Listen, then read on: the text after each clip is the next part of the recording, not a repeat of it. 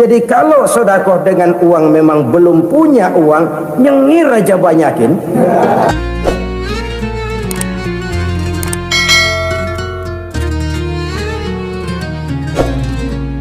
Baik untuk dirinya, untuk anak cucunya, maupun untuk keluarganya, untuk masa kini dan masa depannya. Kadang simpanan itu berbentuk uang, kadang berupa tanah, lain saat berbentuk pabrik, dan lain sebagainya.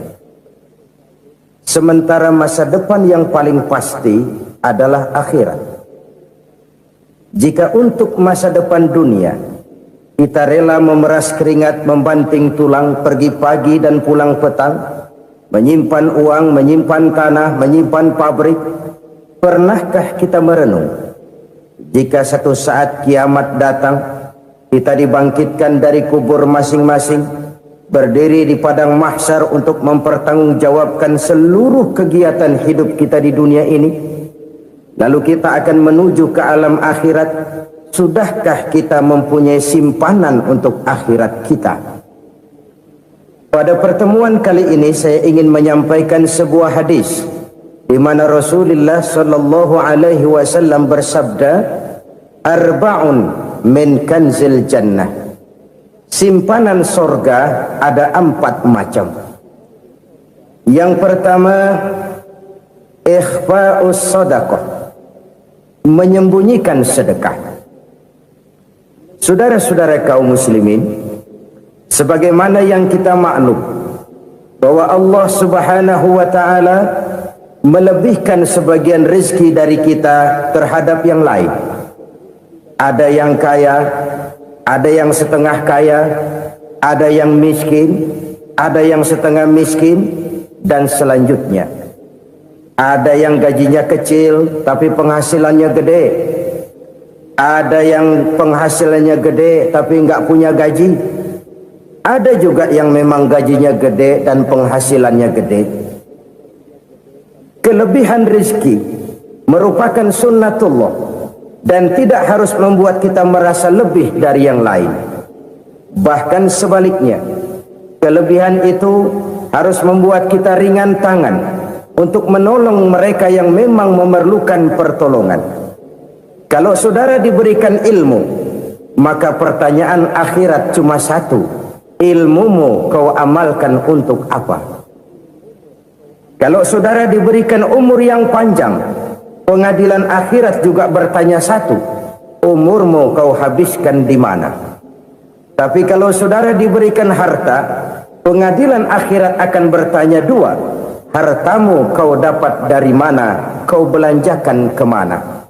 Dari mananya ditanya, dan kemananya juga ditanya. Oleh karena kita akan dimintakan pertanggungan jawab, maka amanah yang bernama harta ini harus kita gunakan dengan sebaik-baiknya. Ada penggunaan yang merupakan kewajiban, itu zakat namanya. Ada penggunaan yang sewaktu-waktu, itu infak namanya. Ada yang lebih sewaktu-waktu lagi, dan itu sedekah namanya. Zakat dia terikat oleh haul dan nisab, oleh putaran batas waktu dan ukuran dari harta itu sendiri. Sedangkan infak terikat oleh situasi dan kondisi perekonomian seseorang. Sedangkan sedekah tidak terikat dengan apapun. Dalam kondisi seperti apapun kita bisa melakukan sedekah dengan yang terkecil sekalipun. Sampai-sampai Rasulullah sallallahu alaihi wasallam mengajarkan, la tahqiranna minal ma'rufi syai'an walau an talqa akhaka biwajhin talik. Atau ada hadis, tabassumuka fi wajhi akhika laka shadaqah. Senyumanmu kepada temanmu adalah sedekah. Jadi untuk melakukan sedekah tidak harus dalam berbentuk uang. Dengan ilmu kita bisa sedekah, dengan tenaga kita bisa bersedekah, dengan pikiran kita bisa bersedekah, bahkan senyum kepada teman itu pun sedekah. Jadi kalau sedekah dengan uang memang belum punya uang, nyengir aja banyakin. Itu asal pada tempatnya, jangan lalu ketemu tiang listrik cengengesan. Tentu tidak pada tempatnya dan tidak wajar. Nah, Sodakoh yang paling dicintai Allah adalah sodakoh yang disembunyikan. Artinya jauh dari sifat riya. Kan kadang-kadang ada orang sedekah itu disebutkan namanya. Apa tidak bagus?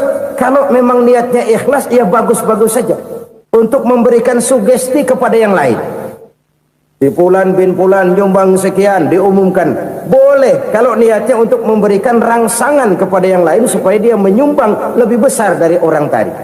Tapi kalau itu mendatangkan riya, maka sodakoh yang paling dicintai Allah adalah sodakoh yang disembunyikan. Tangan kiri saja tidak tahu apa yang diberikan oleh tangan kanan. Sodakoh yang dilakukan dengan ikhlas akan merupakan perbendaharaan surga, tersembunyi dari pandangan orang lain, tidak seorang pun tahu. Karena memang sikap yang baik adalah melupakan kebaikan dan mengingat kesalahan. Itu salah satu ciri orang bahagia. Orang yang selalu mengingat kesalahannya dan berusaha melupakan segala kebaikannya. Kalau dia akan berada kebaikan, dia tidak bisa ikut, dia merasa rugi karena dia merasa belum pernah berbuat baik. Tapi kalau akan melakukan kesalahan baru, dia ingat kesalahan yang sudah-sudah, sehingga terhalang baginya untuk melakukan satu kesalahan baru. Demikianlah saudara-saudara, bahwa Allah melebihkan rizki sebagian kita dari yang lain, agar terjadi tolong-menolong dalam kehidupan ini. Jadi kesenjangan yang nature, kesenjangan yang alami, itu sunnatullah. Ada yang kaya, ada yang miskin, ada yang kelas menengah. Nah, kenapa lalu sekarang kita berusaha mengentaskan kemiskinan? Oleh karena adanya kesenjangan struktural. Kalau yang kaya bisa semakin kaya, kenapa yang miskin tidak bisa naik jadi ikut sedikit kaya? Sebab pada dasarnya Islam adalah agama yang sejak turunnya sudah berupaya memerangi kemiskinan. Bahkan dikatakan kemiskinan itu mendekatkan kepada kekufuran. Orang kalau miskin udah dekat banget sama kafir. Gampang menjadi kafir. Berapa banyak saudara-saudara kita yang oleh karena soal perut, oleh karena soal materi, terpaksa meninggalkan dan menanggalkan akidahnya. Menjual petunjuk yang diberikan Allah dengan kesenangan dunia yang cuma sebentar ini. Na'udzubillah, thumma na'udzubillah. Jadi makin kita sembunyikan satu sedekah, semakin banyak perbendaharaan kita di surga. Sedekah yang paling dicintai Allah adalah sedekah yang disembunyikan. Malahan ada seorang sufi, dia punya kebiasaan kalau pergi sholat Jumat dia bawa uang, itu uang dia taruh di bawah tikar masjid. Dia niat sedekah kepada siapa saja yang nemuin itu duit. Maksudnya apa? Supaya yang nemuin nggak tahu siapa yang punya duit. Demikian dia saking ingin menyembunyikan sedekahnya. Karena sifat riya itu bisa memakan amal kita sendiri. Riya itu termasuk menyebut-nyebut kebaikan kita. Orang yang suka nepuk dada, sedikit-sedikit ngitungnya kalau nggak gua. Tuh kalau nggak gua tuh. Tuh yang belah situ, kalau nggak gua. Iya, kalau nggak lu kenapa emang? Orang yang suka menepuk jasa. Tuh, biasanya memang begitu saudara-saudara. Kalau perang lagi berkecamuk, orang nggak sempat ngaku jadi pahlawan. Tapi begitu perang selesai, yang kagak kenal bedil ngaku pahlawan, mas. Itu sesuatu yang biasa. Oleh karenanya, orang-orang yang ikhlas dalam bersedekah, disembunyikannya sedekah itu, Allah cinta betul. Malahan ada hadis memberikan jaminan, inna shadaqatal mar'il muslimi tazidu fil umri wa tadfa'u mitatas su'i. Sesungguhnya sedekahnya seorang mukmin tazidu fil umri, bisa menambah umur panjang. Wa tadfa'u mitatas su'i, dan menyelamatkan manusia dari mati secara su'ul khatimah. Jadi siapa yang kepengen panjang umur, banyaklah sedekah. Yang bosan hidup, pelit terus. Sedekah menambah panjang umur dan menyelamatkan manusia dari mati secara su'ul khatimah. Pak, katanya umur itu nggak bisa ditambah, nggak bisa dikurangin. Kapan? Kalau ajal sudah datang. Wa idza jaa ajaluhum la yastakhiruna sa'atan wa la yastaqdimun. Kalau ajal datang tidak bisa dimajukan, tidak bisa dimundurkan. Itu kalau ajal sudah datang. Tidak bisa lagi umur ditambah dikurangi, sudah datang. Tapi kalau belum datang, itu kan haknya Allah. Mau ditambah, mau dikurangi, hak prerogatif Allah. Sebagai pencipta manusia, Allah Maha Kuasa dan Maha Mampu. Sedekah ini menambah panjang umur dan menyelamatkan manusia dari mati secara su'ul khatimah. Orang mati kan sama ya, kondisinya mati, nggak nafas. Tapi hakikat mati kan lain-lain. Ada yang mati itu husnul khatimah, baik akhirnya. Misalnya lagi ngaji mati, lagi sholat mati, lagi sedekah mati. Ini yang dinamakan dengan husnul khatimah, baik di akhirnya.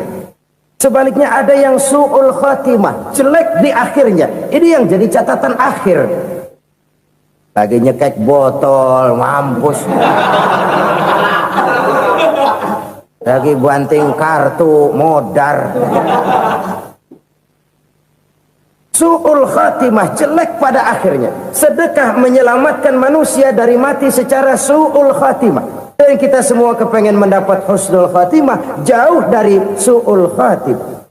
Oleh sebab itu yang bisa menyelamatkan kita dari penyakit itu antara lain adalah sedekah yang disembunyikan, yang dikerjakan dengan ikhlas karena Allah, tidak karena kepengen dipuji orang, tidak karena ingin dikatakan orang pemurah. Sebab orang dermawan itu orang yang memberi tanpa harus diminta. Kalau masih harus diminta, ya belum dermawan namanya, masih harus diminta. Kalau nggak diminta ya tulus, lolos, polos. Saudara-saudara kaum muslimin rahimakumullah, harta adalah amanat dan akan kita pertanggungjawabkan. Allah melebihkan rizki sebagian kita dari yang lain agar kita saling tolong menolong, bantu membantu. Nabi janjikan siapa yang meringankan beban saudaranya muslim di dunia, Allah akan meringankan bebannya di akhirat nanti. Sebuah jaminan dari baginda Nabi. Si orang yang kita bantu barangkali tidak bisa membalas, Allah yang akan membalas lewat jalan lain yang tidak pernah kita sangka-sangka. Ada orang tanya, Pak, ini ada orang nyumbang masjid sambil marah-marah, bagaimana? Saya bilang sumbangannya aja ambil, marahnya jangan. Marahnya jangan diambil, itu urusan dia. Saudara-saudara kaum muslimin rahimakumullah, umat Islam ini kan umat yang punya potensi besar. Kadang kita merenung, kenapa kadang-kadang pembangunan masjid kok lambat sekali? Kalau hotel hari ini peletakan pertama, bulan depan peresmian. Supermarket hari ini peletakan batu pertama, minggu depan peresmian. Tapi kalau sudah yang namanya masjid, kadang-kadang peletakan batu pertama sekaligus jadi batu terakhir. 3 tahun, 4 tahun, campur nebar jalak di jalanan, duit dijaring kayak ikan sepat. Apa tidak ada orang Islam yang kaya? Banyak. Apa tidak ada pengusaha muslim yang jadi konglomerat? Ada. Lalu yang belum banyak itu yang komit terhadap nilai-nilai agamanya. Akhirnya kita jatuh jadi umat yang lemah. Belum ada pengusaha konglomerat muslim buka pabrik supermi cap beduk misalnya umpamanya atau pabrik kecap cap sorban supaya identitas keislamannya sedikit kelihatan. Kita jatuh jadi umat yang lemah karena potensi tidak terinventarisir dengan baik. Kita ini ibarat kompor yang cuma matengin nasi orang lain. Potensi kita dimanfaatkan oleh orang lain. Ukhuwah Islamiyah kita baru terbatas kepada silaturahmi. Ukhuwah di bidang ekonomi kita lemah, ukhuwah di bidang kebudayaan kita lemah, apalagi ukhuwah di bidang politik kita lebih rapuh lagi. Padahal ukhuwah itu adalah totalitas kehidupan manusia, menyangkut ipolek sosbud, memerlukan nilai-nilai ukhuwah. Jadi oleh karena itu mari kita menyadari di dalam harta kita, walaupun kita yang cari, pergi pagi, pulang sore, peras keringat, banting tulang, di sana ada harta anak yatim, di sana ada hak masjid, di sana ada hak pesantren, di sana ada hak jihad. Berbahagialah seseorang apabila dia oleh Allah dijadikan keran. Keran itu menyimpan air, tapi tidak untuk dirinya, tapi disalurkannya kepada mereka yang memang memerlukannya. Saudara-saudara kaum muslimin rahimakumullah, ini yang pertama. Jadi perbendaharaan surga adalah menyembunyikan sedekah.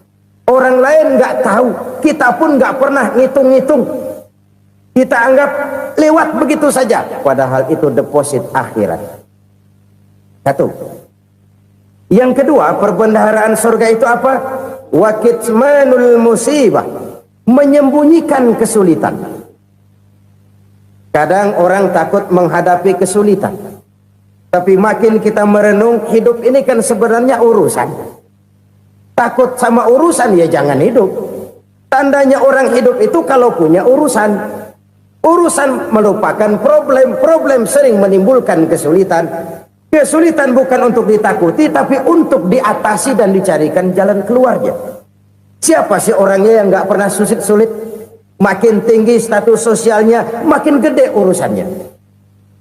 Makin tinggi kualitas imannya, makin berat tingkat kesulitannya. Cuma memang yang namanya enak itu seperti pelangi. Biang lala itu nggak pernah di atas kepala kita, di atas kepala orang melulu. Lo sih enak lo, kata kita. Dia juga bilang, yang enak kan lo. Pelangi itu nggak pernah di atas kepala kita. Kata tukang beca, aduh enak ya naik Mercy. Kata tukang beca, apa yang di dalam mobil Mercy? Aduh enak bener tukang beca, di jok ngeringkuk ngorok pulas bener. Saya kamar pakai AC sejuk, tempat tidur sutra empuk, alga spring bed, kulak kulik nggak bisa pulas kalau belum minum Valium, belum tidur. Enak bener tukang beca, di jok ngorok nggak tahu wetan kulon. Si tukang beca bilang yang di Mercy enak, yang di Mercy bilang tukang beca enak. Inilah enak, nggak pernah di atas kepala kita, di atas kepala orang lain melulu enak itu. Nah, saudara-saudara,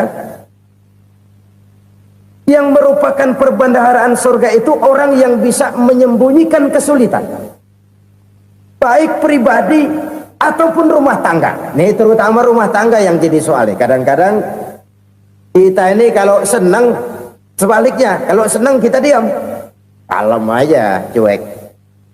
Banyak banget duit kita bawaan, diam aja udah. Malah ketemu orang takut. Tapi begitu susah, sekampung tahu.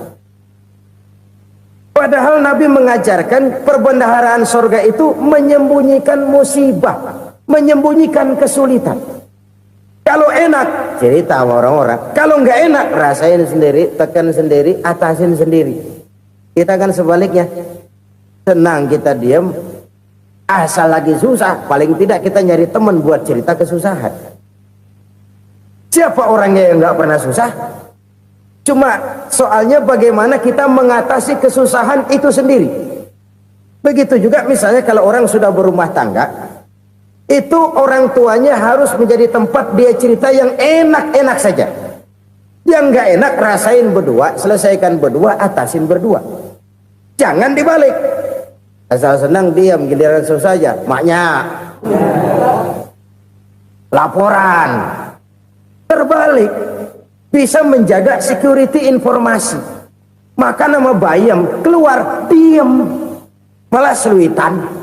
Enak amat lo makan daging ayam. Security informasi.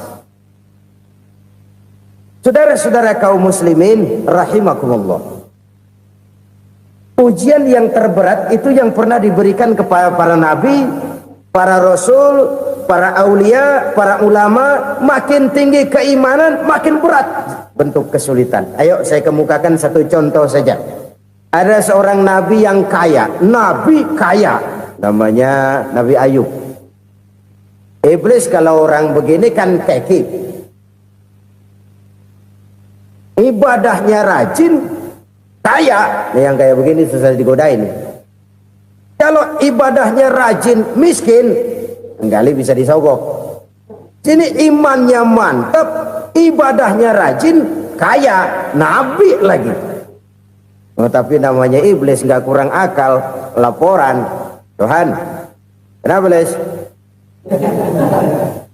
Ya ini bahasa saya, bahasa Qurannya sih nggak gitu. Itu hambamu yang namanya Ayub, dia rajin ibadah cuma karena dikasih kaya aja.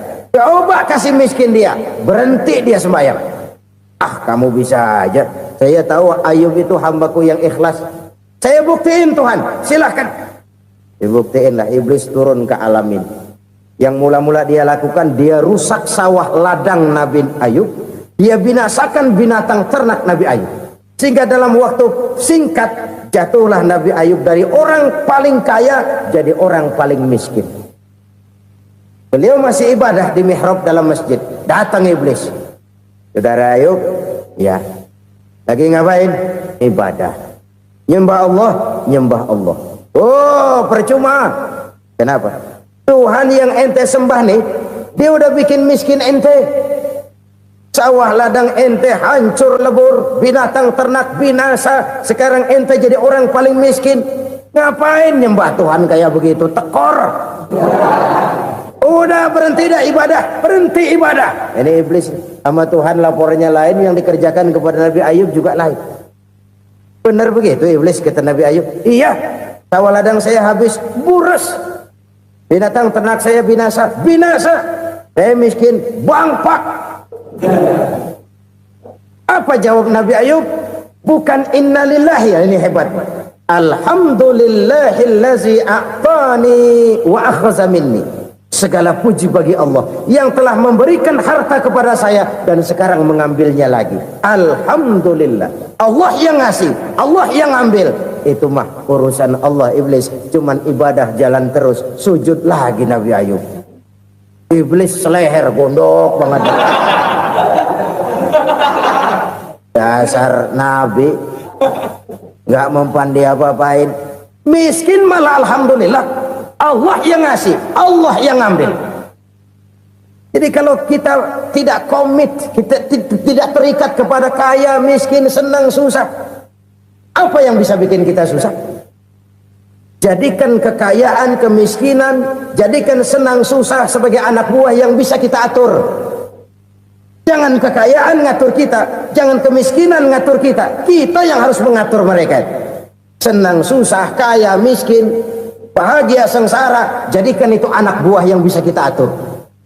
Kalau sekarang kita kaya, lain saat boleh jadi kita miskin, semiskin-miskinnya. Allah yang ngasih, Allah yang ambil. Tenaga mana yang bisa menghalangi? Ibadah jalan terus. Iblis makin gondok. Dasar Nabi loh. Akhirnya apa? Nabi Ayub dikerjain, diberikan penyakit. Demikian fatal penyakitnya. Bayangin, udah miskin sakit. Masya Allah. Miskin sakit.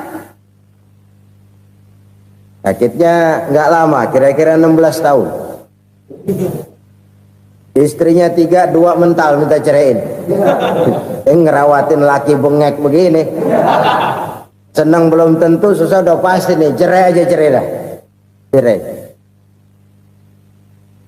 Tinggal satu Siti Rahmah yang setia menemani beliau. Sesetia-setianya hati perempuan. Satu saat Siti Rahmah bilang, "Bang, iya, abang kan Nabi, Bang. Lalu, namanya Nabi kan doanya jarang meleset, Bang. Maksud kamu minta kenapa sih sama Tuhan biar abang sembuh, baik dah, Bang?" Siti Rahmah, iya. Saya sakit berapa tahun sih dah? 16 tahun, Bang.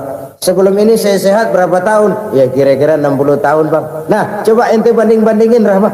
Saya dikasih sehat 60 tahun, dikasih sakit 16 tahun. Sudah nggak sabar mau doa kepada Allah minta sembuh. Saya malu kepada Allah. Diuji dengan yang luar biasa seperti ini, tidak mengganggu stabilitas kehambaannya. Dia tetap menghamba kepada Allah Subhanahu wa ta'ala. Saudara-saudara kaum muslimin rahimakumullah. Kunci menghadapi kesulitan itu apa? Allah jelaskan dalam satu ayat, wa basyiris sabirin alladzina iza asabathum musibah qalu inna lillahi wa inna ilaihi raji'un. Gembirakan orang-orang yang sabar. Siapa mereka itu? Yang apabila mendapat musibah mereka kembali kepada keyakinan dasar segalanya dari Allah dan segalanya akan kembali kepada Allah. Ini konsepsi dasar dari sikap muslim dalam menghadapi berbagai kesulitan. Segalanya dari Allah, segalanya akan kembali kepada Allah. Kalau ini sudah kondisi dasarnya, maka kita akan lapang menghadapi kenyataan bagaimanapun pahitnya. Apakah itu namanya miskin, apakah itu namanya sakit, bahkan maut sekalipun. Maut sekalipun.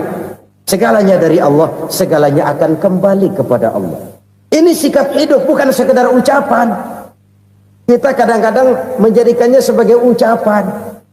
Mulutnya sehingga berhenti, innalillahi wa inna ilaihi raji'un, tapi nangisnya terus gerung-gerungan. Bukan itu, ini kesadaran moral. Kalau segalanya dari Allah, segalanya kembali kepada Allah, kan sebenarnya cuma nunggu giliran. Hari ini saya nyembayangin dia, entah hari apa saya disembayangin orang. Hari ini saya antar dia ke kubur, entah hari apa orang nganterin saya ke kubur. Hari ini saya tahlilkan dia, entah nanti kapan orang tahlilkan saya. Segalanya dari Allah, segalanya akan kembali juga kepada Allah. Oleh sebab itu saudara-saudara, kesulitan bukan untuk ditakuti. Kesulitan justru untuk diatasi, dicarikan jalan keluarnya. Dan tidak ada orang yang tidak pernah mendapat kesulitan. Tidak ada. Semakin tinggi status sosial, semakin tinggi kualitas keimanan, semakin besar juga tingkat kesulitan. Hanya saja bagaimana cara kita mengatasinya. Dan Al-Quran menyatakan, inna ma'al usri yusra. Di balik kesulitan itu pasti ada kemudahan. Roda itu berputar. Karena itu Rasulullah sallallahu alaihi wasallam mengingatkan kepada kita, ta'arraf ilallahi firraha ya'rifka fisyiddah. Ingatlah kepada Allah di waktu kamu senang, supaya Allah ingat kepada kamu di waktu kamu susah. Kalau waktu senang kita ingat kepada Allah, kita susah, Allah tidak akan meninggalkan kita. Tapi kalau waktu senang kita jauh dari Allah, sujud tidak sempat, dengan masjid jauh, ketika senang kita lupakan Allah. Nanti begitu kita susah, Allah lupakan kita. Dan itu menyakitkan. Oleh karena itu orang-orang tua kita dulu bilang, kalau lagi sehat ingat-ingat lu bakal sakit nanti. Kalau lagi kaya ingat-ingat satu saat kita bakal jatuh miskin. Bahkan kalau lagi muda ingat-ingat kita bakal tua. Dan yang terpenting kalau lagi hidup ingat-ingat kita bakal mati. Saudara-saudara kaum muslimin rahimakumullah. Jadi yang kedua yang merupakan perbendaharaan surga, menyembunyikan musibah. Saudara-saudara kaum muslimin rahimakumullah. Hal ketiga yang merupakan perbendaharaan surga adalah wasilatur rahmi. Orang yang suka bersilaturahmi. Sebagaimana yang kita maklum bahwa manusia adalah makhluk yang disebut zon politika. Makhluk sosial yang tidak mungkin hidup sendiri-sendiri. Betapa dan siapapun kita memerlukan orang lain. Bodoh betul manusia kalau tinggal di tengah masyarakat tapi tidak mau bermasyarakat. Merasa hebat sendiri, pintar sendiri, gagah sendiri, kaya sendiri. Mungkin kalau mati juga ngubur sendiri. Jangankan kita di sini, di sorga saja Nabi Adam waktu sendirian bengong melulu, mondar mandir. Allah tegur dam sepi dam. Ya ini kalau bahasa saya. Iya Tuhan sepi ini nggak ada coret-coretan pisan ini. Diciptakan Siti Hawa baru anteng Nabi Adam. Itu di sorga. Cobalah. Umpamanya saudara tinggal di Jakarta nih. Kayak bener. Apaan aja di Jakarta punya saudara dah. Pembuatan Semanggi ambil. Monas buntel bawa pulang. Hotel-hotel ambil semua. Cuman tinggal di Jakarta sendirian, apa enaknya? Betapa dan siapapun kita perlu orang lain. Tidak ada seorang pun yang bisa memenuhi kebutuhan hidupnya secara sendiri-sendiri. Nah, Islam telah menyelamatkan manusia dari ras diskriminasi, mengikat manusia dengan persaudaraan yang berlandaskan kepada akidah. Karena itu dianjurkan bersilaturahmi. Bahkan Nabi menyatakan, man arada ayyubsata lahu fi rizqihi wa yunsa'a fi atharihi falyasil rahimah. Siapa yang kepengen diluaskan rezekinya dan dipanjangkan usianya, banyaklah ia bersilaturahmi. Siapa yang kepengen dimudahkan rezekinya, hendaknya ia banyak bersilaturahmi. Kalau banyak teman, kesulitan kan paling tidak ada tempat cerita. Udah susah, sendirian kita pikirin diri, nggak ada tempat tukar pikiran. Cepet banget sama bengek. Dilawan sendiri. Nah, secara makro kita bisa berkata, tidak mungkin ada kemenangan kalau tidak ada kekuatan. Tidak ada kekuatan kalau tidak ada kesatuan dan persatuan. Tidak mungkin ada kesatuan dan persatuan tanpa semangat silaturahmi. Kalau umat Islam mau menang, dia harus kuat. Kalau umat Islam mau kuat, dia harus bersatu. Kalau umat Islam mau bersatu, dia harus membudayakan silaturahmi ini. Bahkan sampai-sampai kata Nabi, kalau bisa cari nilai tambah. Apa? Silman qata'ak. Bersilaturahmilah kau kepada orang yang marah denganmu. Masya Allah, indahnya ajaran agama kita. Orang yang marah pun kepada kita, kata Nabi, kalau bisa bersilaturahmilah kepadanya. Kepada orang yang marah itu. Di situ nilai tambah. Cuman jujur nih hadis, ngucapinnya gampang, ngamalinnya yang berat banget. Orang marah sama kita, kita disuruh silaturahmi. Ada apa sama lu? Lu marah, ada gua marahan lagi. Tunggu pikirin.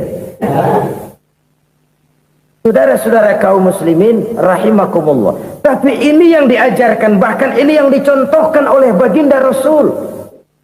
Bagaimana begitu mudah, misalnya satu saat Abu Jahal ini ngatur strategi bagaimana bikin Muhammad celaka.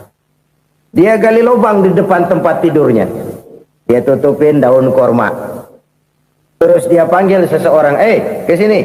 Kasih tahu Muhammad, pamannya sakit keras, minta ditengokin. Berangkat orang ini ke sana. Muhammad, labbaik. Pamanmu sakit keras, dia minta ditengokin. Baik, saya akan datang menjenguk beliau. Berangkatlah Nabi ke rumah Abu Jahal tanpa prasangka apapun. Abu Jahal udah pasang stil, selimut 3 rangkap setengah dipakai, persis kayak orang meriang. Tapi sembari ngintip dari balik selimut, begitu Muhammad buka pintu, nah masuk perangkap nih. Muhammad jalan menuju tempat pembaringan.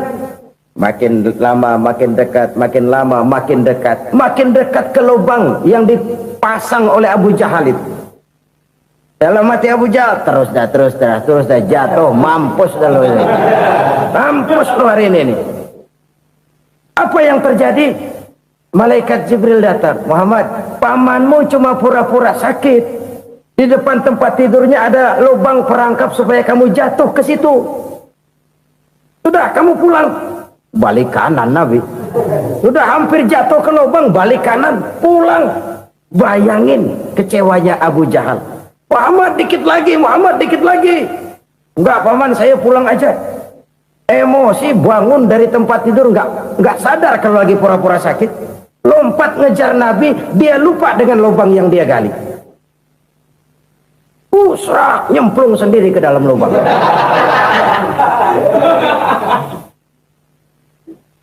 Nabi terus berlalu. Ini terjadi keanehan. Jatuh ke lubang yang dia gali itu sebenarnya nggak terlalu dalam ya, antara 3-4 meteran lah. Tolong saya jatuh ke lubang ini. Datanglah pelayan-pelayannya itu. Angkat saya dari sini. Oh, yang ngulurin tambang. Satu gulung, belum juga nyampe itu tambang. Kurang, beli lagi ke warung. Sambung, ulur lagi, nggak juga bisa sampai. Wah, ini kerjaan Muhammad ini. Tolong, siapa salah seorang kamu ke rumah Muhammad, kasih tahu encangnya kecebur. Minta ditolongin. Sampaikan kepada Rasul. Kenapa?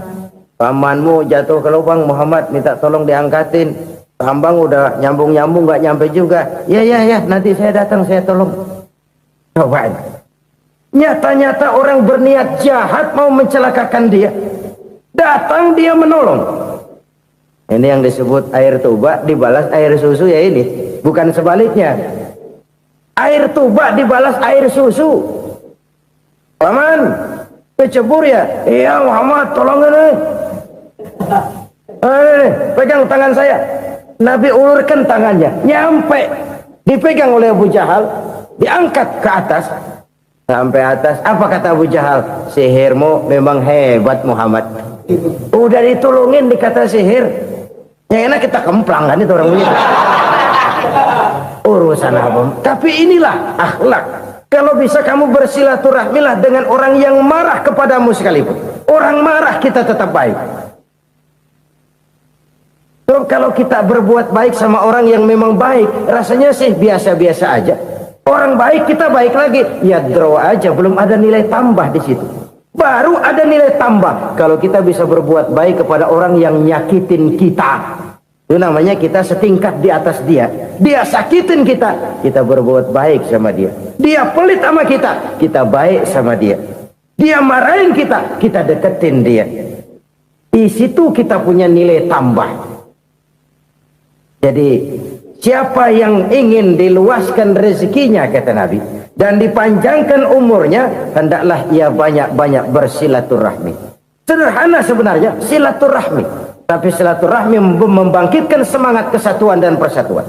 Kesatuan dan persatuan melahirkan kekuatan. Dalam matematika 1 ditambah 1 pasti 2. Tapi di tengah masyarakat, 1 orang takut ditambah 1 orang takut, hasilnya jadi 2 orang setengah berani. Kenapa setengah berani? Karena udah berdua. Tadi pan takut sendirian. Kalau dia kumpul turu-turu takut lah jadi berani. Kita yang lemah, kita yang tidak berdaya, kita yang miskin, kalau mau kompak bersatu, apa yang nggak bisa kita kerjain? Apalagi tinggal di kota besar, pilihan cuma 2. Bertahan atau minggir. Bertahan atau minggir. Untuk bisa bertahan harus mampu bersaing. Untuk mampu bersaing harus punya keahlian. Keahlian harus ditunjang dengan pendidikan, ditambah oleh kekompakan sebagai umat. Udah miskin mencar mulu, orang injak kita. Orang nggak pandang urusan apa yang malu. Oleh karena itu silaturahmi pada hakikatnya merupakan ruh dari ukhuwah yang diajarkan oleh agama kita. Bagaimana Islam menyelamatkan masyarakat manusia dari ras diskriminasi, mengikat manusia, dan tidak ada persaudaraan yang lebih indah selain persaudaraan yang diikat dengan nilai-nilai akidah. Sepanjang orang di jalan Allah, itulah saudara kita. Keluar dia dari jalan Allah, selesailah persaudaraan sampai di situ. Karena itu, kalau ingin menyimpan sesuatu di surga, banyaklah bersilaturahmi. Datang ke rumah ini, datang ke rumah itu, dan lain sebagainya. Itu simpanan kita di akhirat nanti. Ini yang ketiga. Saudara-saudara, yang keempat, perbendaharaan surga itu apa? Wa qawlu la hawla wa la quwwata illa billah. Ucapan la hawla wa la quwwata illa billah. Ibadah kan ada yang berat, modalnya besar. Bangun masjid berat, modalnya besar. Bangun rumah sakit berat, modalnya besar. Ada ibadah yang berat tapi modalnya ringan. Misalnya puasa. Puasa itu berat, mengendalikan nafsu. Kalau sekedar nggak makan nggak minum sih enteng, mengendalikan nafsu. Itu jihad terbesar, tapi kan modalnya ringan, cuma niat saja. Ini ibadah berat, modalnya ringan. Ada ibadah yang ringan, modalnya juga enteng. Seperti termasuk ucapan la haula wa la quwwata illa billah. Tanpa sadar, la haula wa la quwwata illa billah. Nyelengin tuh di surga. Nyelengin, kita nggak terasa, nyelengin simpenan akhirat. La haula wa la quwwata illa billah. Nyimpen lagi. Kaget, la haula wa la quwwata illa billah, nyimpan lagi, banyak simpenan. Walaupun sebenarnya yang dimaksud di sini adalah kesadaran batin. bahwa tidak ada daya dan kekuatan kecuali Allah. Itu intinya. Kita memulai pekerjaan disunahkan baca bismillah, kan begitu? Apa itu? Kesadaran moral bahwa ini saya bisa kerjakan. Saya kerjakan ini dengan menyebut nama Allah. Kenapa? Kalau Allah tidak memberikan daya dan kekuatan, mana mampu saya kerjakan ini. Maka saya kerjakan ini dengan menyebut nama Allah. Bismillah. Kesadaran moral. Manusia hanya wajib berusaha, tapi nggak pernah wajib berhasil. Banyak hal-hal yang kalau kita renungkan secara rasio nggak mungkin, tapi jadi kenyataan. La haula wala quwata illa billah. Tidak ada daya dan kekuatan kecuali bagi Allah semata-mata. Kesadaran moral akan kelemahan dan keterbatasan makhluk bernama manusia. Kadang kita kagum dengan otak, tapi kita sering lupa sama yang bikin otak. Padahal bagaimanapun hebatnya otak, yang bikin otak pasti lebih hebat dari otak. Nggak percaya, silahkan otak-otakan. Inilah kecenderungan. Kita kagum dengan pesawat-pesawat mutakhir, bukan main, besi gede banget terbang itu. Alangkah hebatnya. Lalu apa yang bikin otak tidak lebih hebat dari itu semua? Kita puji laut, apa yang bikin laut tidak lebih hebat dari laut itu? La haula wala quwata illa billah. Tidak ada daya dan kekuatan kecuali Allah. Apa yang bisa kita lakukan kalau tidak karena daya dan kemampuan yang diberikan oleh Allah kepada kita? Lahirlah sikap tawadu, rendah hati, tidak melonjak menjadi angkuh dan sombong, sadar akan kelemahan dan keterbatasan diri. Sebagai makhluk yang diciptakan oleh Allah Subhanahu wa ta'ala. Jadi satu sisi ini ucapan yang berpahala, la haula, jadi wiridan.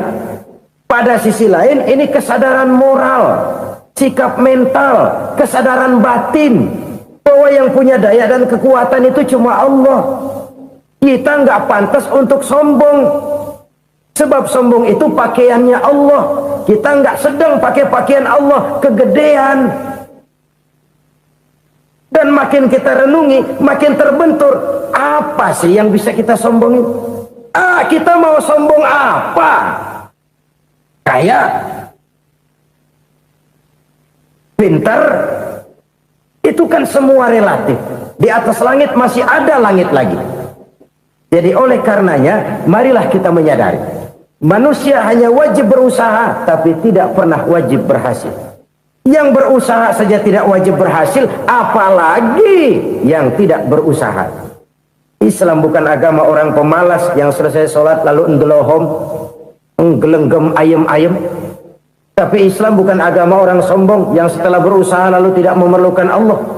Kita bisa saja bikin proyeksi, tahun sekian kita bakal panen besar menurut perhitungan otak. Tapi ada kejadian lain. Apa? Tikus ngambek.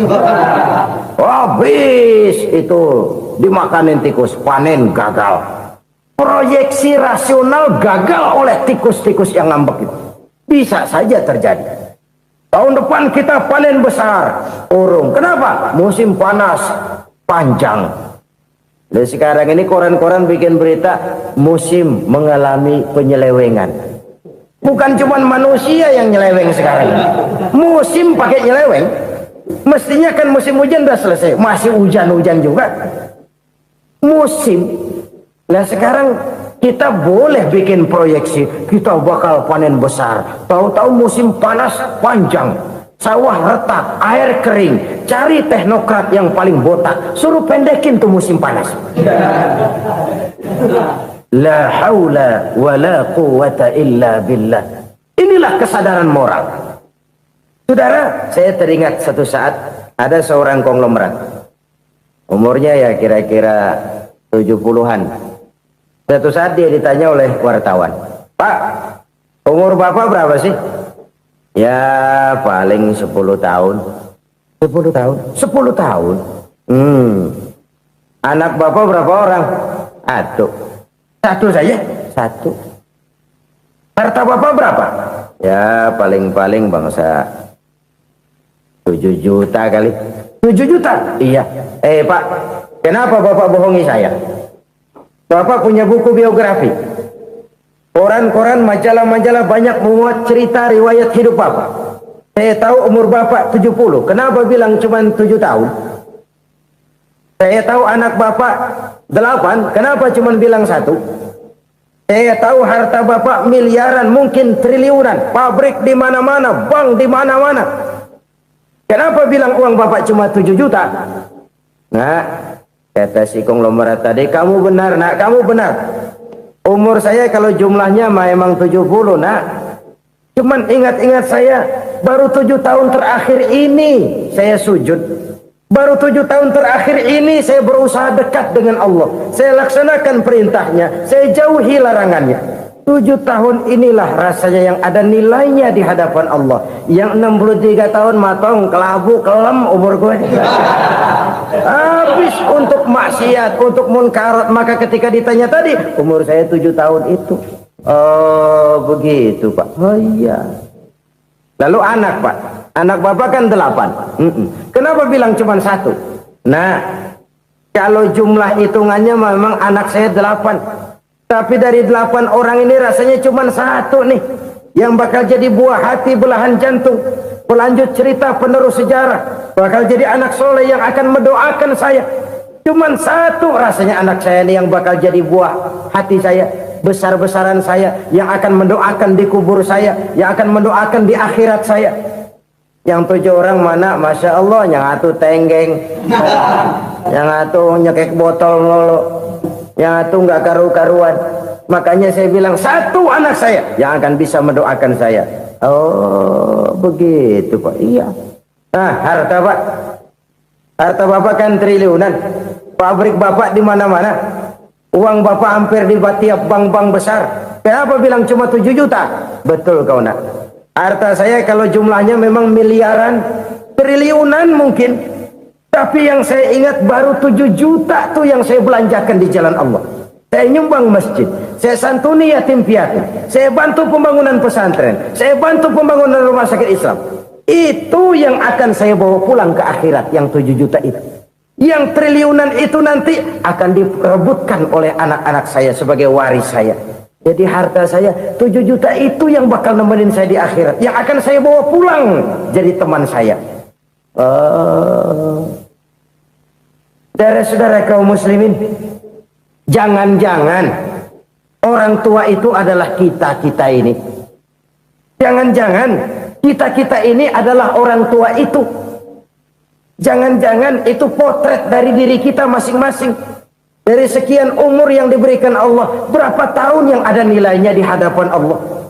Dari sekian anak-anak yang merupakan amanah, berapa yang akan mendoakan kita sebagai orang tuanya menjadi anak soleh? Dari sekian banyak harta yang diberikan Allah, berapa yang akan kita bawa pulang menghadapnya nanti, yang kita belanjakan di jalan Allah? Ini sebuah potret kehidupan. Karena itu kita kembali kepada la haula wa la quwwata illa billah. Kita wajib berusaha, kita wajib berikhtiar. Selebihnya segala daya dan kekuatan hanya milik Allah saja semata-mata. Satu kesadaran batin dari setiap pribadi muslim. Setelah ia berusaha dan berikhtiar, ia menyerahkannya kepada Allah Subhanahu wa ta'ala. Jadi satu sisi ini merupakan wiridan ucapan yang mengandung pahala, pada sisi lain ini merupakan sikap batin dari seorang muslim di dalam ia menghadapi realitas kehidupan ini. Saudara-saudara kaum muslimin rahimakumullah, kalau ini kita jadikan satu basis kehidupan, maka ini akan menyelamatkan manusia dari kemungkinan tergelincir menjadi orang yang lupa diri dan lupa darat. Sebab itu Imamul Ghazali berpesan, jadidis safinah fa innal bahra amiq wa khuziz zad fa inna safara ba'id wa khaffifil hamla fa innal hamla sadid. Perbarui selalu kapalmu karena lautan sangat dalam. Bawa bekal yang banyak karena perjalanan ini sangat jauh. Ringankan beban karena kebanyakan beban akan menyakitkan. Alangkah indah kalimat ini, alangkah dalam makna yang terkandung di sana. Perbarui selalu kapalmu karena lautan sangat dalam. Apa artinya ini? Jaga mentalmu baik-baik. Pelihara imanmu baik-baik karena hidup penuh cobaan seperti lautan. Kita kalau berlayar di lautan kan kadang-kadang tenang, angin bertiup sepoi-sepoi basah. Jika malam datang, bintang gemintang bertabur menghias cakrawala. Rembulan memantulkan sinarnya dengan indah. Dalam keadaan begitu berlayar enak. Tapi lain saat ombak menggunung, halilintar menyambar, angin topan bertiup. Berapa banyak sudah saudara-saudara kita yang tenggelam di lautan dunia tanpa sadar bahwa dia belum sampai kepada pantai yang akan dituju. Berapa banyak sudah saudara-saudara kita yang tenggelam di lautan dunia ini tanpa sempat bangkit lagi. Dia menyangka sudah sampai kepada tujuannya. Hati-hati kapal jangan sampai bocor karena lautan sangat dalam. Iman ini jaga baik-baik karena hidup penuh dengan ujian. Wa khuzizat fa inna safara ba'id. Bawa bekal yang banyak karena perjalanan sangat jauh. Saudara mau ke Bandung, bawa duit. Saudara mau ke Surabaya, banyakan lagi duitnya. Saudara mau ke Mekah, gepokan, iketan tuh duit nggak lembaran lagi. Makin jauh perjalanan, makin banyak bekal yang harus kita bawa. Kalau saudara dari Jakarta mau ke Surabaya, kagak bawa duit berangkat juga, itu sih bukan berani namanya, nekat. Sampai Surabaya belum tentu, sengsara di jalan udah pasti. Kenapa? Nggak bawa bekal berangkat. Sama juga kita nih, misalnya belum sempat sembahyang, mati. Waduh, berani banget orang. Belum punya bekal, mati. Sengsara di jalan. Atau bekal tidak cukup. Dari Jakarta saudara mau ke Surabaya, bawa duit 500 perak. Paling jauh Cikampek nyampenya itu. Paling jauh itu. Antara jauhnya perjalanan dengan bekal yang saudara bawa tidak seimbang. Hidup ini perjalanan panjang. A walking tour. Dimulai dari alam arwah. Sebelum jasad diciptakan, roh diciptakan lebih dulu. Dari situ pindah ke alam rahim. Dari alam rahim pindah ke alam dunia. Dari alam dunia pindah ke alam barzah. Baru menuju akhirat. Satu perjalanan panjang. Kalau bekal tidak bawa, sengsara di jalan. Bawa bekal yang banyak karena perjalanan ini sangat jauh. Wa khaffifil hamla, ringankan beban karena beban itu cuma akan menyulitkan. Kalau bekal itu sih keperluan, tapi beban nggak kita perluin, cuma ngeberat-beratin. Apa ini beban? Dosa, kecurangan, kebatilan, kesoliman, ketidakadilan, kesewenang-wenangan. Itu akan jadi beban kita di akhirat. Alangkah celakanya, perjalanan panjang, bekal tidak bawa, beban kelewat banyak, alamat sengsara di jalan. Pahala tidak ada, dosa berlipat ganda. Na'udzubillah, summa na'udzubillah. Kalau kita rangkum nasihat Al-Ghazali dengan kisah si konglomerat tadi, kita akan mengambil kesimpulan. Pertama, bekal terbaik dalam menghadapi gejolak kehidupan ini tidak lain adalah iman. Yang kedua, pahala dan dosa. Dua hal kontroversial. Pahala adalah bekal, dosa adalah beban. Tapi kita sekarang kan tidak begitu terangsang kepada yang abstrak. Orang berlomba mencari yang konkret-konkret saja. Yang real. Kalau memang dosa, benjol dong. Kira-kira begitu. Kira-kira begitu. Persis orang Yahudi dulu. Orang Yahudi itu kan pernah minta kepada Nabi Musa. Ya Musa, lan nu'mina laka hatta narallaha jahrah. Musa, kami nggak bakal mau beriman kepada Allah kalau belum kami lihat Allah ada nongkrong di depan kami. Kalau memang Tuhan ada, taruh dong di depan kami. Mau yang konkret-konkret saja. Kalau memang dosa, benjol dong. Kalau memang pahala, berasa dong. Orang terangsang kepada yang real, yang konkret-konkret saja. Karena itu, untuk mengejar dosa, orang mau bayar. Tapi untuk mengejar pahala, walaupun tidak bayar, orang segan. Ini yang dikatakan oleh Nabi, kamu mengharapkan ke surga, tapi kamu berat melaksanakan sesuatu yang bisa membawa kamu ke surga. Kamu ingin jauh dari neraka, tapi tiap saat kamu lakukan perbuatan-perbuatan yang justru menjerumuskan kamu ke neraka. Idda'aitum an-najata minan nar wa ramaitum fiha anfusakum. Kamu ingin selamat dari neraka, tapi kamu lemparkan diri kamu ke neraka. Kamu ingin masuk surga, tapi berat sekali kamu melakukan perbuatan-perbuatan yang bisa menyampaikan kamu di surga. Saudara-saudara kaum muslimin rahimakumullah. Jadi hal keempat yang merupakan perbendaharaan surga adalah la haula wa la quwwata illa billah. Satu sisi ini merupakan ucapan yang memperberat timbangan akhirat. Pada sisi lain ini merupakan sikap hidup seorang muslim. Kesadaran batin yang sangat dalam bahwa tidak ada daya dan kekuatan kecuali Allah. Dan itu kita simbolkan pada saat memulai pekerjaan dengan Bismillah. Dengan menyebut nama Allah. Satu kesadaran moral. Saya hanya bisa melakukan ini karena diberikan daya dan kekuatan oleh Allah. Lahirlah sikap tawadu, rendah hati, tidak melonjak menjadi angkuh dan sombong. Saudara-saudara, sampai sini dulu jumpa kita kali ini. Semoga 4 perbendaharaan surga ini dapat kita lakukan, yang kelak akan merupakan bekal kita di kemudian hari nanti. Amin ya rabbal alamin. Bapak-bapak, ibu-ibu, saudara-saudara kaum muslimin rahimakumullah. Di dalam kehidupan kita sebagai seorang muslim, minimal 5 kali dalam sehari semalam kita mendengar seruan untuk mendirikan solat yang disebut azan. Ada kalimat menarik di dalam kalimat azan itu, yakni seruan hayya 'alal falah, marilah menuju kepada keberuntungan, marilah meraih kemenangan.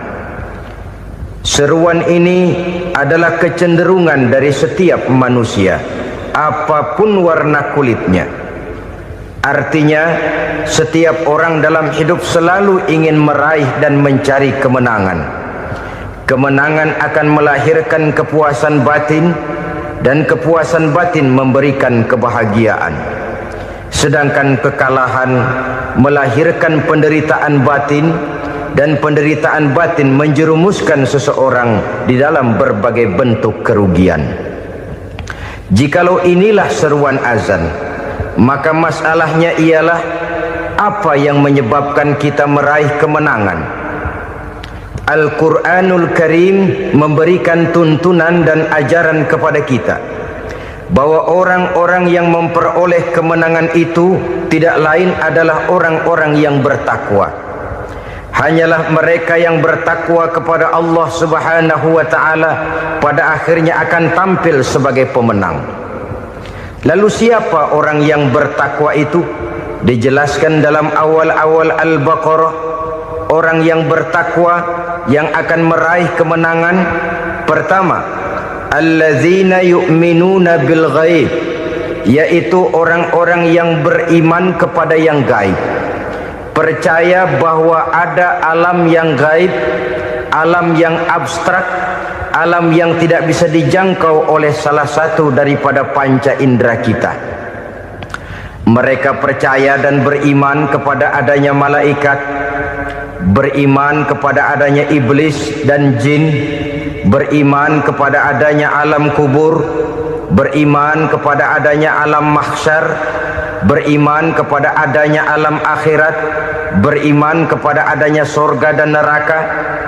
Beriman bukan cuma sekedar beriman dalam ucapan bibir saja, tetapi beriman yang nilai iman itu mampu mewarnai gerak dan gaya hidupnya.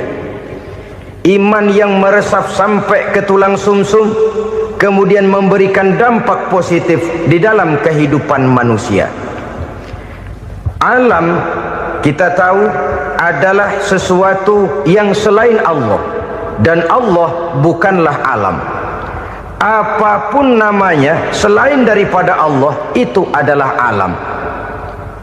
Alam pada hakikatnya terbagi menjadi 2. Ada alam syahadah, alam nyata, alam konkret, alam yang bisa dijangkau oleh salah satu indera kita. Kemudian ada alam ghaib, alam yang tidak bisa dijangkau oleh panca indera kita, alam metafisika, alam abstrak, alam yang wajib kita imani keberadaannya. Kita percaya bahwa malaikat itu ada, kita percaya kepada jin, bahwa jin itu ada, kita percaya kepada adanya iblis dan setan. Bukan percaya kepada iblis dan setannya, percaya bahwa iblis dan setan itu ada. Itu termasuk salah satu daripada sifat orang yang bertakwa kepada Allah. Saudara-saudara kaum muslimin rahimakumullah, kecenderungan pembangunan yang lebih bersifat materialistis biasanya menggeser aspek kehidupan rohani. Orang berpikir empiri, dan dalam pola pikir yang demikian maka alam gaib tidak lagi mendapat perhatian. Aspek kehidupan yang bersifat rohaniah malah mulai ditinggalkan. Akibatnya terjadilah kepincangan di dalam kehidupan kita. Pernah ada satu pengalaman pribadi dalam perjalanan kembali ke tanah air. Dalam pesawat di sebelah kanan saya duduklah seorang Jerman namanya Heiner Simonsen. Iseng saya ajak kenalan, saya ajak ngobrol, saya tanya dia. Saya bilang, Mas Heiner ini,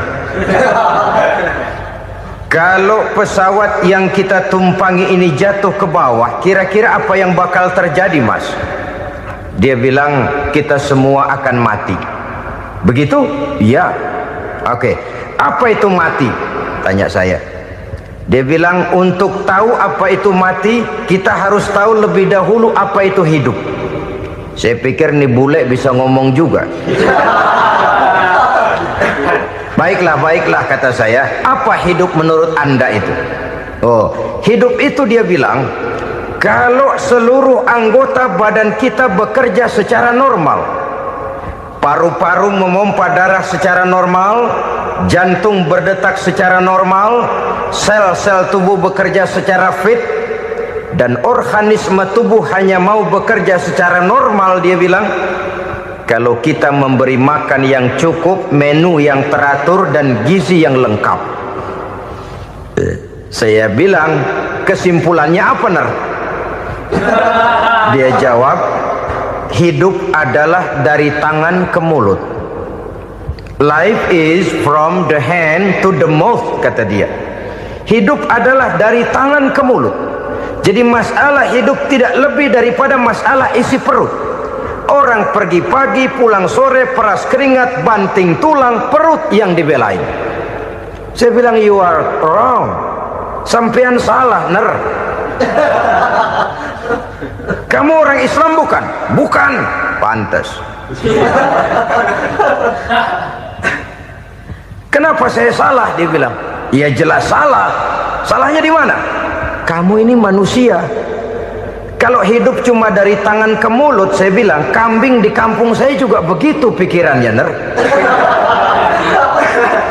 Itu kambing di kampung saya, asal perutnya kenyang, sudah hidup dia. Perkara besok bagaimana, lusa prospeknya macam mana, bulan depan ada apa, kambing nggak pernah mikir.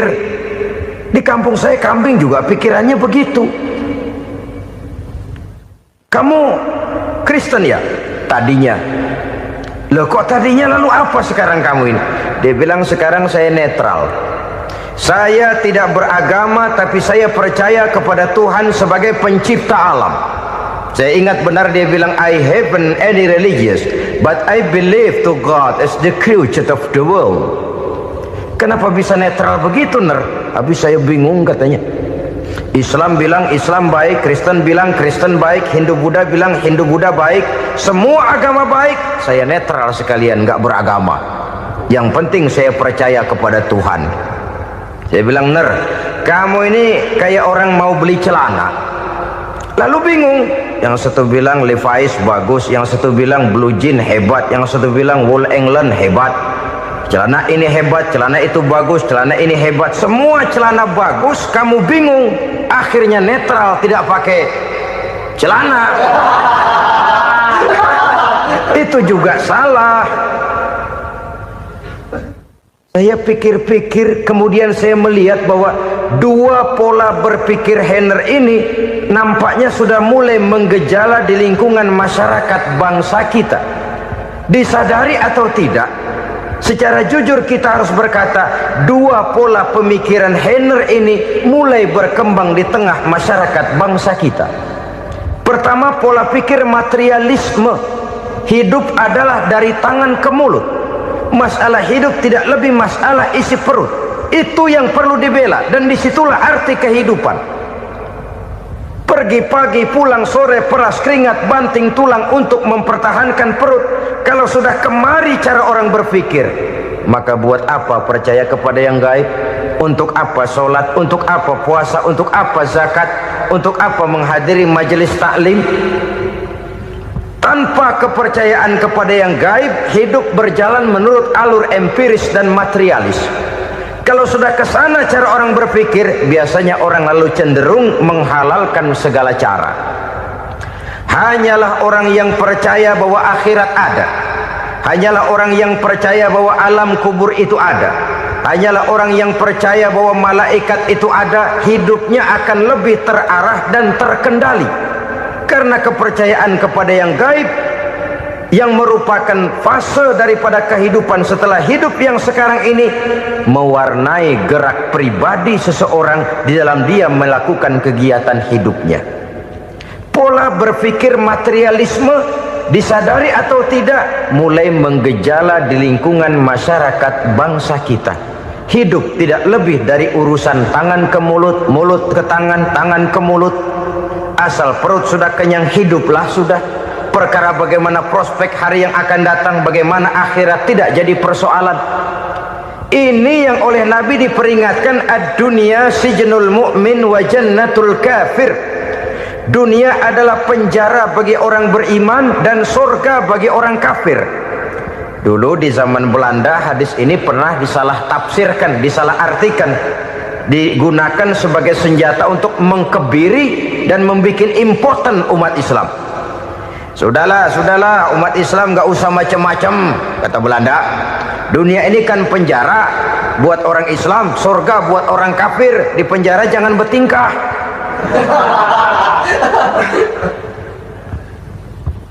Pengertiannya tidak begitu.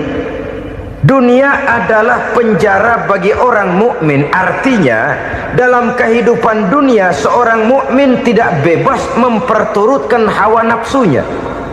Di penjara hawa nafsunya itu. Sebaliknya surga bagi orang-orang kafir. Buat orang kafir, surgalah dunia ini. Mereka bebas memperturutkan hawa nafsunya. Dilarang tidak terlarang, dicegah pun tidak tercegah. Mereka hidup menurut alur bisikan nafsu mereka sendiri. Kemudian bila ajal datang, maut merenggut nyawa, selesailah surganya sampai di situ. Maka bagi orang-orang yang tidak percaya kepada adanya akhirat, kepada adanya alam gaib, surganya sebatas umurnya. Sekali lagi, surganya sebatas umurnya. Bila umur selesai, ajal pun datang merenggut nyawa, selesailah sudah surganya sampai di situ. Alangkah pendeknya perjalanan orang-orang yang tidak percaya kepada alam gaib ini. Bagi kita mukmin, jikalau kita mampu memenjarakan hawa nafsu, kita bisa bahagia di dunia ini. Dan Islam memang tidak menyuruh kita sengsara di dunia. Raih dunia, kejar dunia, gapai dunia sebagai alat untuk mencapai kebahagiaan di akhirat nanti. Hidup adalah satu perjalanan panjang yang terbentang sejak kita terlahir dari alam rahim sampai kepada alam akhirat nanti. Andai kata kita gagal meraih kebahagiaan di dunia, toh kita masih punya akhirat. Tapi jangan jadi dalil yang melemahkan semangat. Biarin dah kita di dunia kebelangsak, yang penting akhirat. Akhirnya dunia benar-benar kebelangsak. Bagaimana dunia ini bisa kita raih, dan bagaimana meraih dunia untuk menunjang kepentingan akhirat nanti. Yang kedua, dari pikiran Heiner yang saya lihat menggejala di lingkungan masyarakat bangsa kita, timbulnya manusia-manusia netral, seolah-olah Tuhan yes, agama no, sama Tuhan percaya, agama ogah. Tuhan ngangguk, giliran agama godeng. Padahal hampir dalam setiap ayat dalam Quran, kata-kata amanu biasanya bergandeng dengan wa amilus sholihat, iman dan amal soleh. Ini sebagai isyarat Tuhan dan agama jangan pernah dipisah-pisah.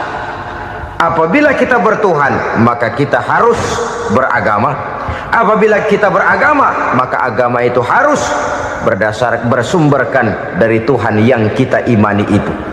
Tidak mungkin kita pisah, Tuhan yes, agama no. Sama Tuhan percaya tapi agama bikin sendiri. Sembayangnya cukup bengong 2 jam madep ngulon.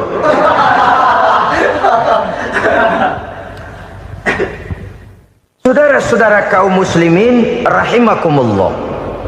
Jadi dengan demikian, agama yang kita akui merupakan unsur mutlak di dalam pembangunan sekarang ini, merupakan bagian dari kehidupan yang menuntun kita bahwa di balik alam nyata ini, di balik alam syahadah ini ada alam gaib. Dan mudabbir, murabbi, yang mengatur, yang menguasai, yang memelihara baik dia alam nyata, baik dia alam gaib, tidak lain adalah Allah Subhanahu wa ta'ala. Di sana ada satu super power, satu maha kekuatan yang kita perlu bersandar kepadanya. Sebagai makhluk nyata yang hidup di alam nyata, berbuatlah secara nyata sebagaimana harusnya kita berbuat. Karena Islam jelas bukan agamanya orang pemalas. Islam jelas bukan agamanya orang yang mengajarkan setelah selesai sholat boleh duduk, nggelenggem ayam-ayam, ndelohom, menghitung bintang di langit sambil menunggu keajaiban. Tidak. Islam adalah agama yang mengajarkan apabila sholat sudah selesai kamu kerjakan, bertebaranlah di permukaan bumi, cari karunia Tuhanmu. Jangan hidup berpangku tangan menunggu keajaiban, karena hidup bukan undian. Jangan berharap untung besar tanpa mau peras keringat. Tapi di sebalik itu toh kita juga harus yakin bahwa di sisi usaha nyata yang kita lakukan ada satu super power, satu maha kekuatan gaib yang menentukan berhasil dan tidaknya usaha kita. Kepercayaan kepada hal semacam inilah yang mendorong kita untuk mempunyai sandaran vertikal, agar jikalau usaha ini berhasil, kita tidak lupa diri dan lupa daratan. Jikalau usaha ini gagal, kita tidak putus asa dan buruk sangka, tidak cupik pandangan dan sempit hati, tapi mampu melihat persoalan dengan kacamata putih sambil husnuzon kepada Allah Subhanahu wa ta'ala.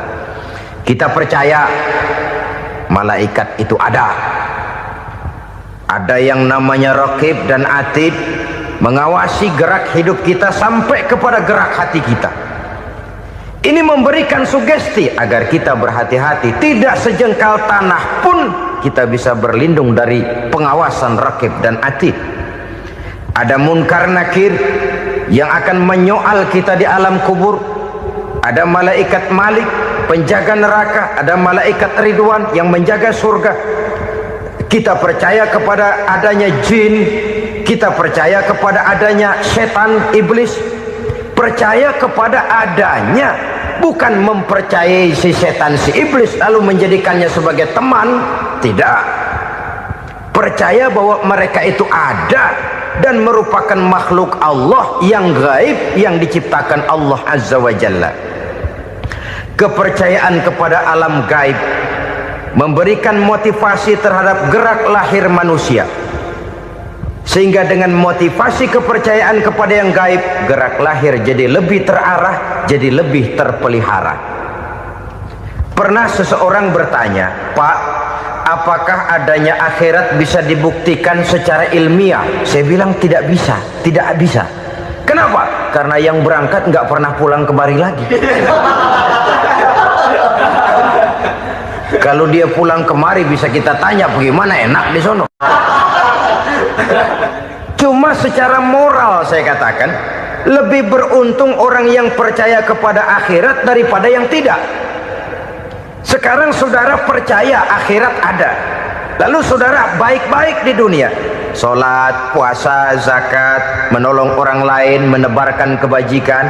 Saudara mati, andai kata akhirat tidak ada, toh dalam hidup saudara sudah berbuat baik, paling tidak nama saudara akan dikenang sebagai orang baik.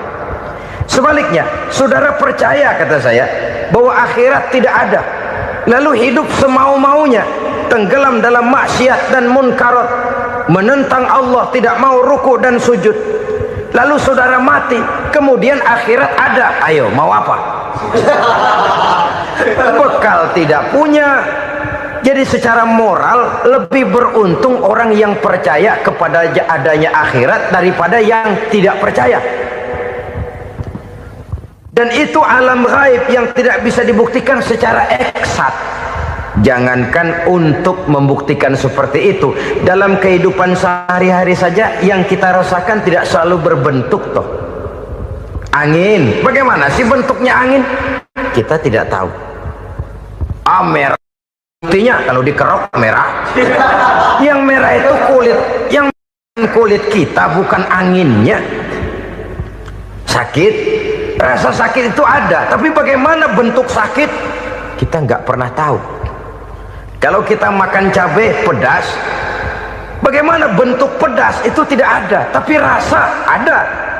Bentuk pedas hijau, cabainya bukan pedasnya. Tidak semua yang kita rasakan bisa kita gambarkan dalam bentuk yang konkret. Oleh karena itu, sekali lagi bahwa kepercayaan kepada alam yang gaib mampu memberikan satu sugesti yang menata kehidupan seseorang lebih lurus, lebih terarah, dan lebih terkendali. Maka wajar kalau kepercayaan kepada yang gaib mengantarkan seseorang untuk meraih kemenangan. Kenapa?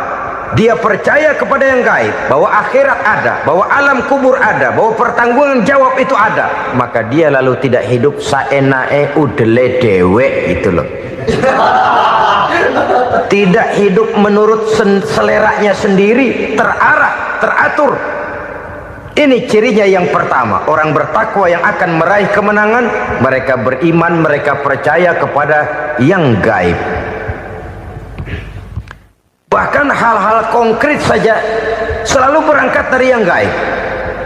Saudara-saudara, para remaja, para pemuda sekarang ini tidak pernah tahu toh siapa yang akan jadi teman hidup saudara.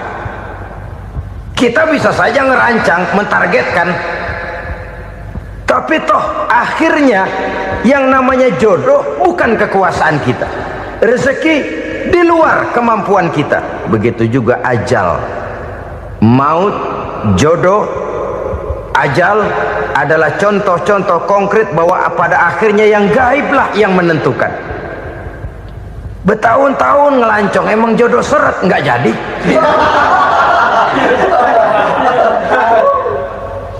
Begitu kenal baru setengah malam nginep ditangkap hansip kan.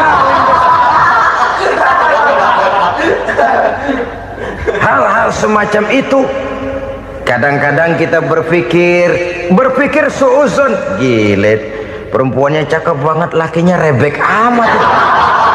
Memang begitulah jodohnya. Memang begitulah jodohnya. Saudara hadirin ma'asyiral muslimin yang saya hormati, jadi hal-hal yang konkret saja kita yakini sepenuhnya ditentukan oleh satu superpower yang gaib itu tadi. Dari sanalah segala ketentuan itu berangkat dan kesanalah segalanya akan kembali. Maka kepercayaan kepada yang gaib meluruskan gerak hidup seseorang dan itu akan mengantarkan dia kepada meraih kemenangan. Satu. Yang kedua, wa yuqimuna